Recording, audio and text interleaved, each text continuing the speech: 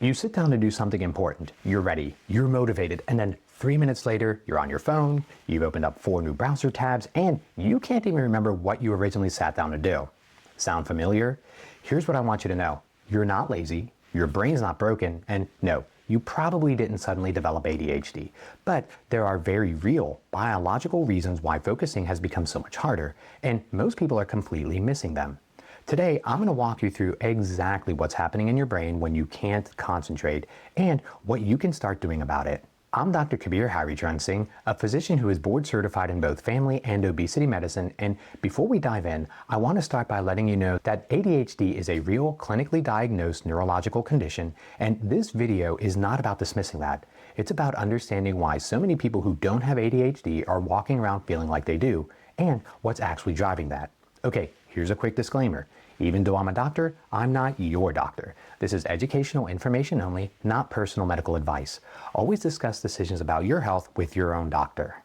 Focus isn't a willpower problem, it's a biology problem, and that's the reframe I want to start with, because it changes everything.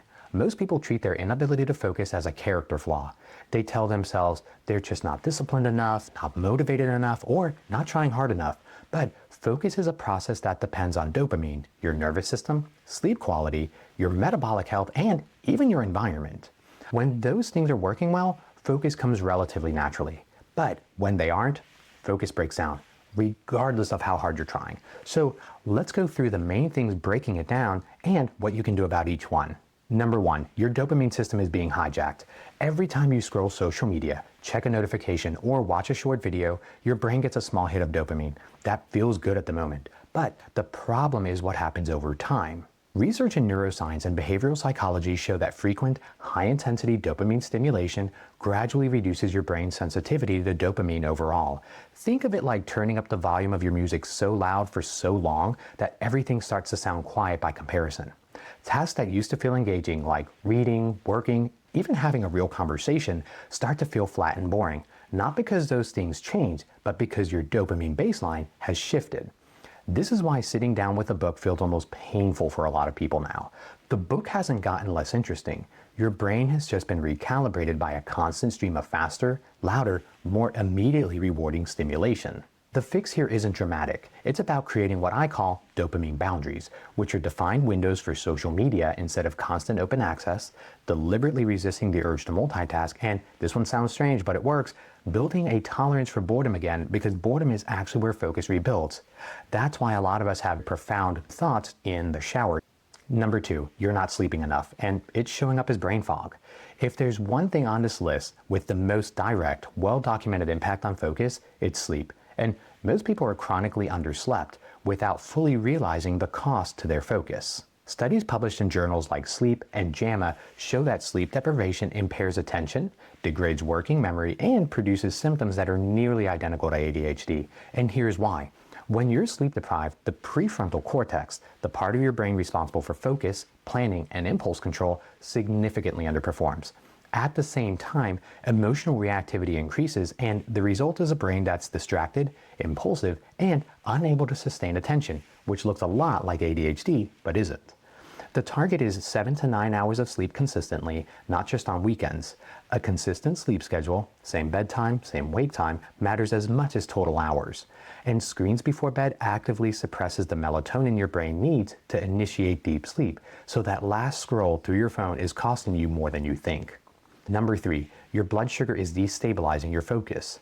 This is the one that's unfortunately overlooked and deserves much more attention than it gets, just like me at tryouts for our local pickleball league. Anyway, your brain runs on glucose, and when blood sugar spikes and then crashes, which happens regularly with diets that are high in processed carbohydrates and sugar, your brain's energy supply becomes unstable.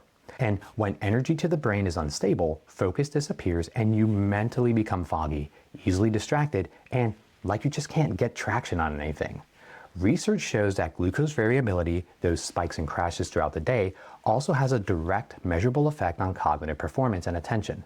This is why a lot of people feel sharp in the morning and progressively less functional as the day goes on.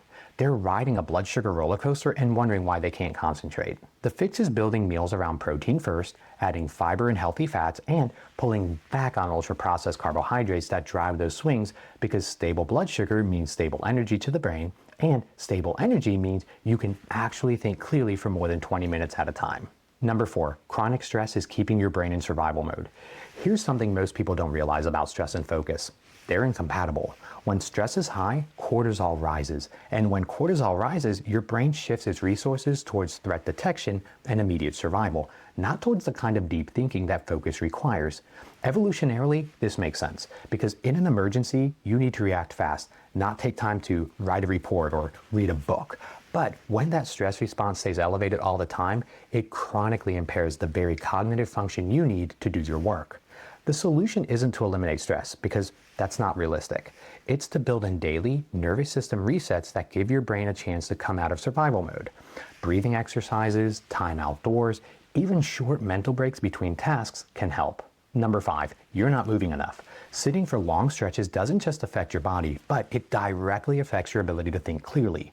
Physical movement increases blood flow to the brain, supports neurotransmitter balance, including dopamine and serotonin, and has been shown across multiple randomized trials to improve attention and executive function. Exercise is genuinely one of the most effective cognitive enhancers we know of, and it's free. You don't need a full gym session to get the benefits either. Moving every 30 to 60 minutes, like a short walk or a few minutes of activity, is enough to meaningfully support brain function throughout the day. If you're sitting for hours at a stretch and wondering why your focus has deteriorated as the day goes on, this may be a big part of the answer.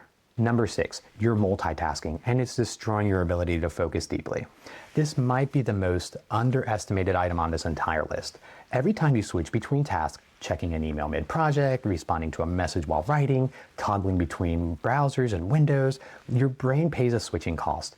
Your focus resets, your train of thought breaks, and rebuilding deep concentration after this kind of interruption takes significantly longer than most people realize.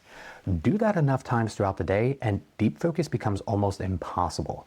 Not because you lack the ability, but because you never give your brain the chance to have that uninterrupted time that it needs to get there. The research from cognitive science on this is consistent. Multitasking significantly reduces both productivity and the quality of your attention. The fix is deliberate single tasking, working on one thing at a time in focus blocks of 25 to 50 minutes with real breaks in between. It feels slower at first, but once you master this, you'll get more done in 2 hours of genuine single tasking than in 6 hours of fragmented multitasking.